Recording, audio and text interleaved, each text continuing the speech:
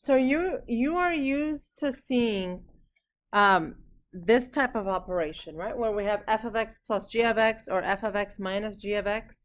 There is more concise notation, and it looks like this. So it's f plus g of x. It means the same thing. The only difference is it's more concise. F minus g of x, f times g of x, f over g of x, right? So let's just run through a couple of examples here. Here, if I just put in the parentheses back, I have f plus g of x, and I'm given f of x here and g of x here. And if it says f plus g of x, all you have to do is add the two functions, right? So I have 3x squared plus 7x, and to this I'm going to add what? 2x squared. Minus x minus 1, exactly. So this is going to be 5x squared plus 6x minus 1, right? That's it. So that is not a times x. That is like we had before, it was f of x. So now it's f plus g of x, right? So it's just notation. All right. Right, so in the second case, we have f minus g of x. So here again, I have my f of x minus, now what do I have to put around g of x? Parentheses, right? So just remember that. So we get 2x squared minus x minus 1 inside the parentheses. So this will be 3x squared plus 7x minus 2x squared plus x plus 1. Do you have to show that much detail? Not really. So at the end of the day, we get x squared plus 8x plus 1. All right? Now, how about here we have a different set of f and g. And what we have to do now is we have to multiply the two of them, right? So multiplying means if this is f and the other one is g, I do need parentheses around both of them, right? Otherwise, I will not be distributing properly. And now you have to distribute. And it's up to you. It's a matter of preference whether you distribute to the left or to the right. I actually like to distribute x minus 4 into the big function. So here we go. 3x cubed minus 2x squared plus x. And the minus 4, when you distribute it, you get 12x squared plus 8x minus 4.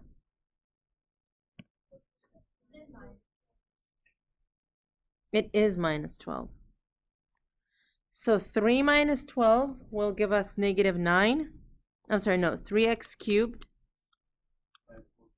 minus 14x squared plus 9x minus 4. Okay? Now, the next one is f over g, right? So you take your f, divide that by x minus 4. Now, most of the time, that's where it ends. So now the question is, do you have to go any further? All right, so suppose one of the terms or one of the functions can factor, right?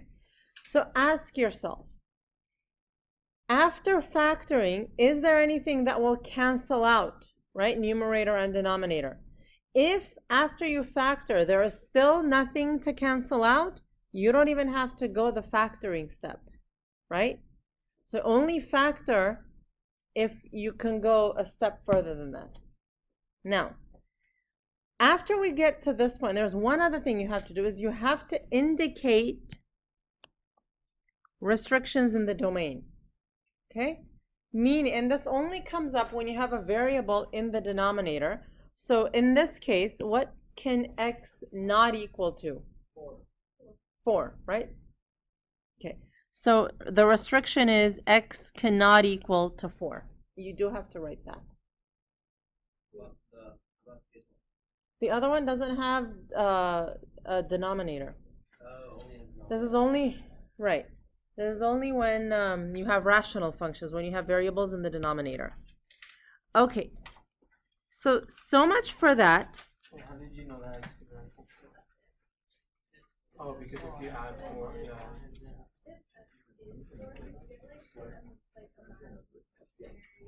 If x is 4, then you're dividing by 0, and it's impossible to divide by 0. It's not imaginary, not real, it's just impossible. Okay. All right, so let's talk about compositions of functions, right? So a composition of function, a composition function is basically when you have a function that is made of two functions inserted into one another, okay? So it's the result of one function that is used to evaluate another function.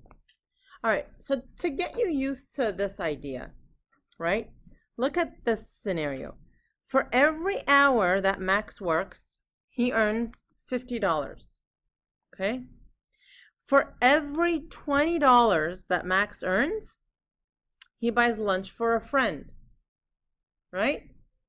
If Max works 6 hours, how many friends can he feed? So if he works 6 hours, he gets 6 times 50, right? That's the total amount of money that he makes.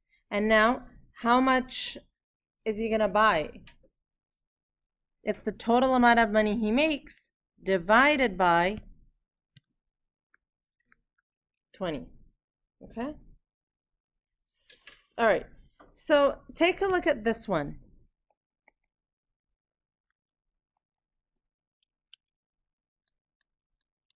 All right, we have f of g of x here. Another way to write this, let's go back up here. Another way to write it is f of g of x like this. All right, so when you write it in that notation, do you see how it looks as if g is inserted into f, right? All right, look at the other one. The other one is written as g of f of x. So do you see how f is now inserted into g? So in both cases, whatever the outside function is, the inner one is inserted into the outer one. So let's do one here. I have f of g of x, right? So which one is my outer function? F. So what I'm going to do is I'm going to insert g into f, right? So where is my f of x? Let's just write down f of x.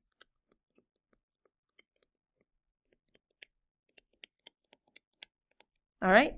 Now I want f of g of x. So what I'm going to do is replace all of the x's with what? 2x minus 1.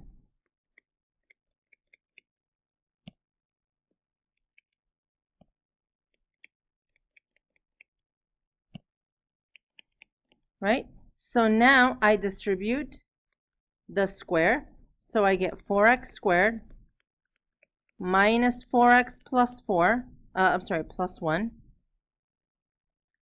Minus 2x plus 1 plus 4.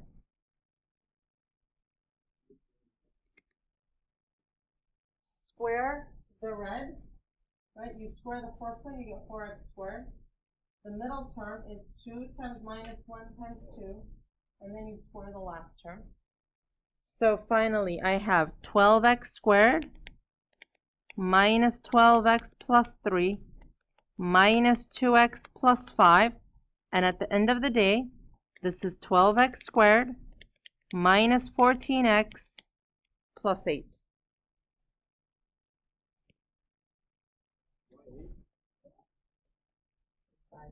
Three plus 5 gave me 8.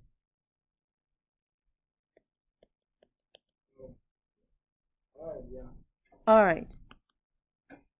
So the next one is asking me the opposite, g of f of x, right?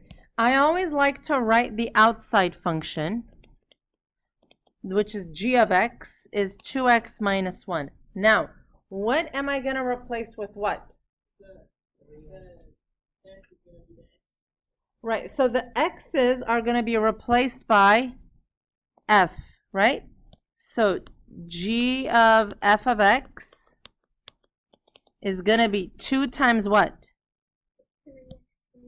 3x squared minus x plus 4, and then what?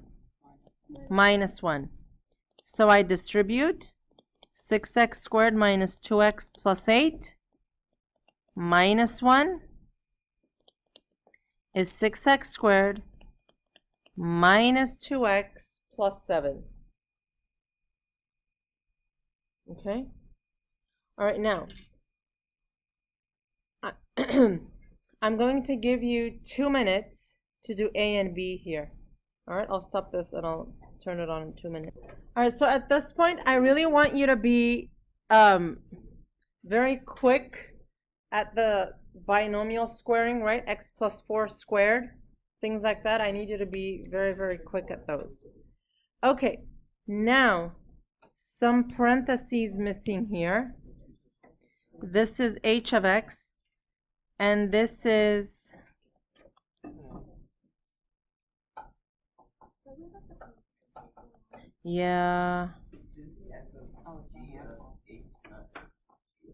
g.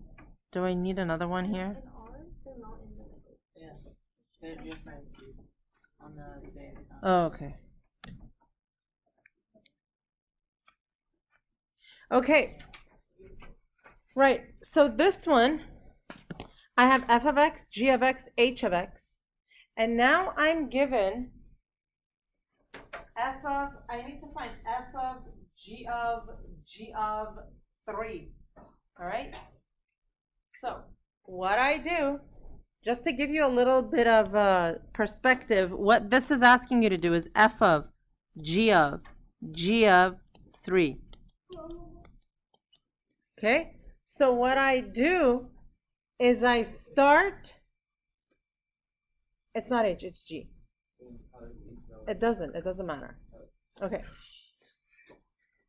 I start from the very inside, okay? So let me just copy that over here, f of g of 3. All right, what I'm going to do is start from the inside. What's g of 3? We're going to plug it into here. That's 9 plus 9. That's 18 minus 10. Is that 8? Okay, so now look, I'm going to rewrite this. F of g of 8. Do you see that? Now we're going to do g of 8. So what's g of 8? Yes, 64 plus 24 minus 10. So how much? 78. So now I have f of what? 78.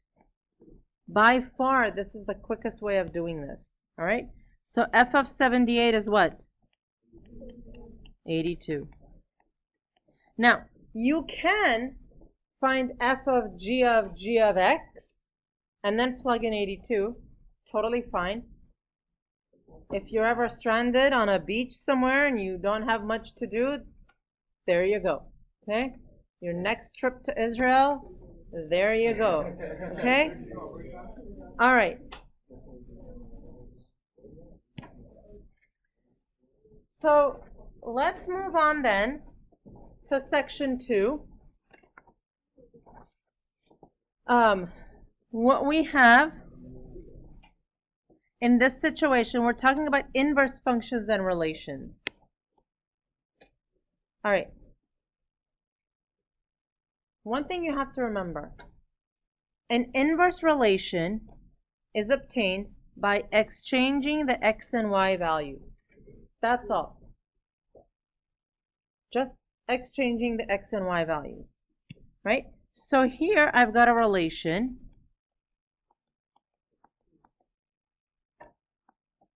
And it says, what is the inverse of the relation? Well, the coordinate 1, 3, you just switch x and y, and it becomes 3, 1. It's literally as easy as that, okay? 6, 3 becomes 3, 6, 6, 0, 0, 1. Now, it says to graph both the original relation and its inverse. So I'm going to do the original relation in black. So I have x equals 1, y equals 1, 2, 3. And then I have 6 and 3. 6 and 1, 2, 3. And then I have 0 and 6. And I have x is 1, y is 0. Okay? We never said it was going to be a function. So you can have two on the same vertical line. All right, the next in purple. No, we do not connect them. 1, 2, 3, and 1. 3 and 6. 1, 2, 3, 4, 5, 6. 6 and 0. 1 and 0. 0 and 1, sorry. Okay. What happened to it? It flipped where? I like the word reflects much better. Not the x-axis nor the y-axis. I just don't want it. I don't. Okay. So what you see is each of the points are mirrored around that red line. Well, we don't use the word mirrored in math. We say reflected. And we don't say that line. What is the equation of that line? What's the y-intercept of that red line? It's right. It's the line y equals x. Okay? Now, so what do we see then? When we graph a relation and its inverse, we see that the inverse is the reflection of the original around the line y equals x. All right? So when we come over here, f of x equals x is the reflection of the function and its inverse. Okay? Now, going back to, no, well, yeah. Okay, so going back to the original relation, we now have to figure out the domain and the range. So remember, domain is that's it. Okay, so remember that the domain is the collection of all of the x values, right? So the domain of the original then is 1, 6, 0, and 1. Okay, so we don't like repeating, and we also prefer to write them in increasing order. So it's 0, 1, and 6. That's the domain. Okay, and for the range, I have a 0, a 6, and a 3, right? So it's a 0, 3, and a 6. Now, for the domain of the inverse, right? You notice you have a 0, a 6, and a 3. So 0, 3, 6. And for the range, we have a 0, a 1, and a 6. Right? So notice then that in going from a relation to its inverse, because we interchanged x with y, right? And the domain is all of the x values and the range is all of the y values, then you switch. The domain of the original becomes the range of the inverse, and vice versa. Okay? On a scale of 1 to 10, in this lesson, the importance of this part is about a 10. Okay? Now, we're always going to be dealing with functions, right? So how do we find the inverse? All right, so we have, how do we find the inverse then, right? First of all, a little bit of notation. If f of x is the function, then the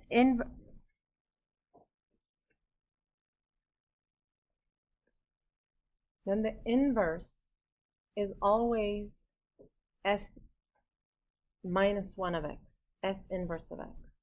And this is important because I will take points off for improper labeling. Once you find the inverse of a function, you must label it as the inverse, okay? Now, how do you find the inverse? Okay, so you have to follow the same steps all the time. You're usually going to be given a function as f of x equals blah, blah, blah. First, change that to y because you need x and y, not x and f of x. Then, exchange x and y. After that, we solve for y. And this one is important. This is what I was just talking about. You then have to replace your y with f inverse of x. All right. I promise if we do one, it'll look a lot simpler.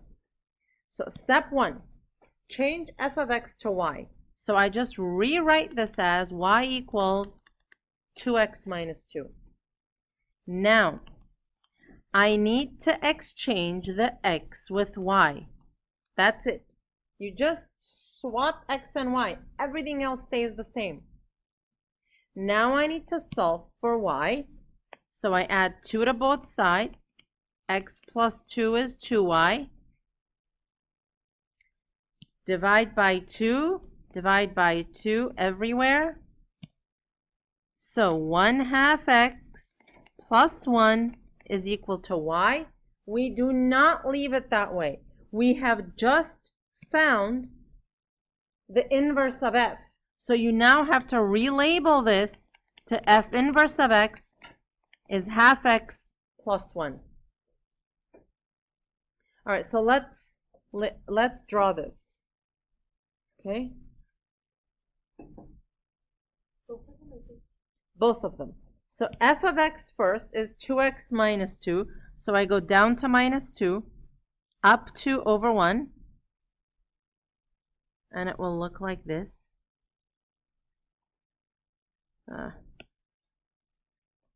It'll help if we get it to be accurate.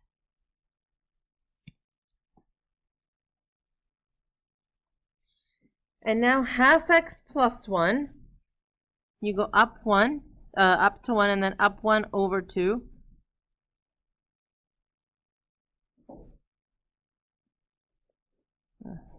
And do you see how one is a reflection of the other around the red line? Right? So another way to say it is the black and the purple are symmetric around the line y equals x. Right? Okay. Yes. The -1, f to the -1 just means f inverse. So that means this is now not f of x, this is now the inverse of f of x. All right? Okay, so let's do the next one. Go ahead and start. And what I want you to do first is switch f of x to y. So rewrite it as y equals x squared plus 3. And now we're going to switch x and y. X and y here. So x equals y squared plus 3. X minus 3 is equal to y squared. And how do I get rid of the square? Take a square root of both sides. So now, y equals what?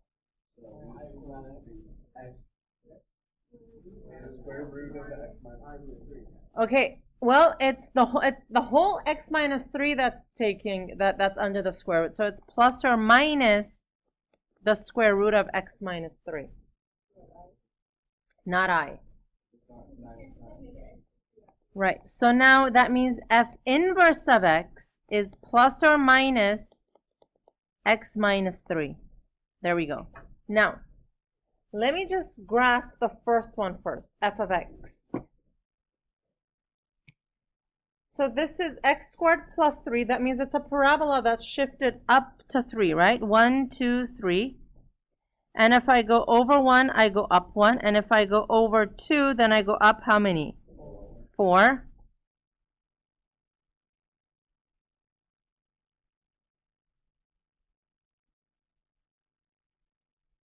Whoops. And that's what that looks like. Now, what about the purple? Well, I actually have two functions here. One is positive x minus 3, square root. The other one is negative the square root of x minus 3. All right, so let's just take the positive one, right? This is a square root, and it's shifted to where? 3 units to the right. 1, 2, 3, so it starts here, right? So when x is 4, how much is y? Y is 1. When x is, what? What else could we do? 4. So 7. How about when x is 7? It's 2. So it looks like that.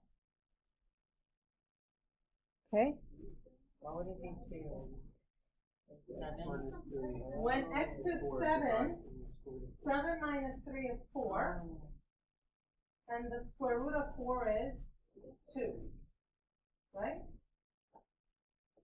Now, what's the difference between positive and negative of that one?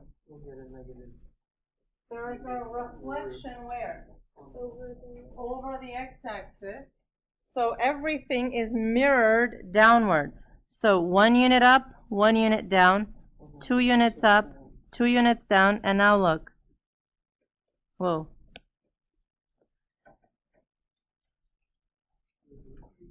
Do you see that? Look at that. The blue and the purple and the black, right, are mirrored.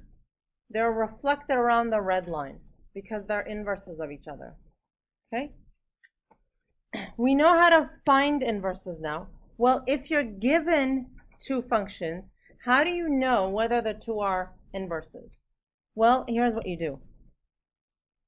You find f of g of x, and then you find g of f of x. Do you have to do both? Yes, you have to do both.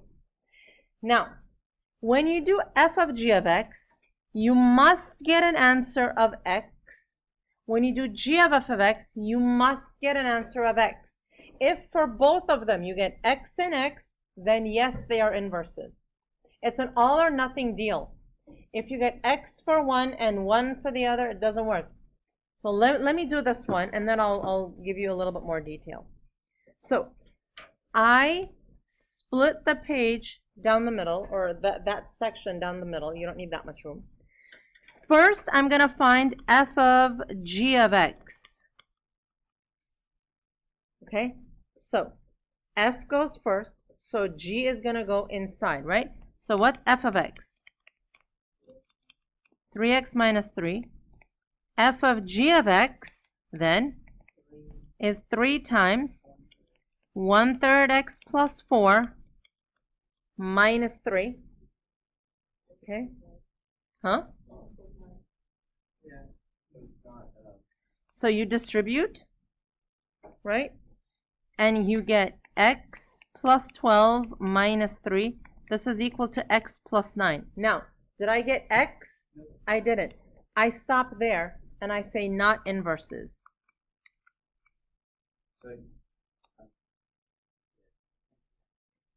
Let me do one more, and you'll totally get it now. Yeah. Right. You have to know this method as well. Okay, that's a good way to check, but you have to know this method as well. All right, so here I have f of x and I have g of x. Okay, so first let's split. And first I want f of g of x.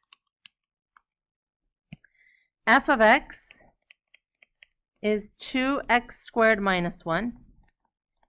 F of g of x is 2 times g squared. This is where your bookkeeping skills are important. All right? So now this is 2 times. What happens to the square root in the square? Go away. So you have 2 times x plus 1 over 2 minus 1. Now, order of operations, cancel this with this. X plus 1 minus 1 equals to what? X. Okay, there's hope. Not quite done yet. Now you have to do the other one. So now I want g of f of x. Okay, g of x is the square root of x plus 1 over 2. G of f of x is the square root of 2x squared minus 1 plus 1 over 2. Oh my God. 2x squared over 2 in the square root. Isn't it though? The x squares, the 2's go away. I have the square root of x squared. What is that, guys? X. Oh my God. So yes, they're inverses. Now, what if you didn't get x and x? What if you got 3x and 3x? What if you got 0 and 0? What if you got 1 and 1? Too bad. It's got to be x and x. Okay? Isn't that gratifying? Okay. These two are due next class, which is tomorrow.